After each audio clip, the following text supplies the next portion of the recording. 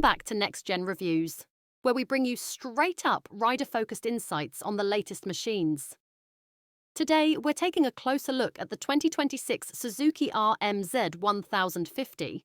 And yes, you heard that right. 1050. Suzuki has officially entered big bike territory, and this one is turning heads for all the right reasons. Design. First impressions? Bold. The RMZ 1050 keeps Suzuki's classic yellow and blue livery, but adds sharper lines, a sleeker frame, and a more aggressive stance. The overall look is lean but muscular. It's clearly built to perform, but it doesn't forget to look good doing it. The revised seat and narrower tank also make it easier to grip and shift body weight in corners. Performance. Under the hood, or rather under the plastics, the 1050cc engine delivers smooth, controllable power with a surprisingly linear torque curve. Suzuki's engineers aimed for rideability, and they nailed it.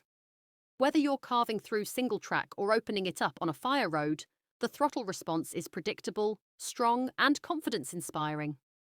It's fast, but manageable, even for riders moving up from mid-size bikes. Features and technology.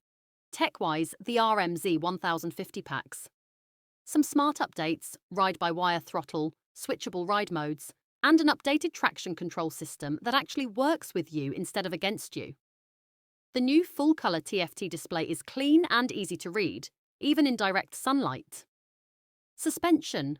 Fully adjustable, Showa front and rear, tuned for both comfort and control, whether you're charging or cruising.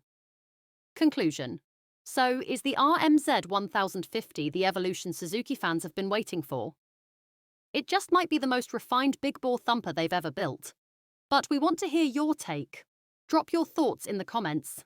And if you enjoyed this review, make sure to like, share, and subscribe to Next Gen Reviews for more no-nonsense breakdowns on the bikes that matter. Catch you in the next one.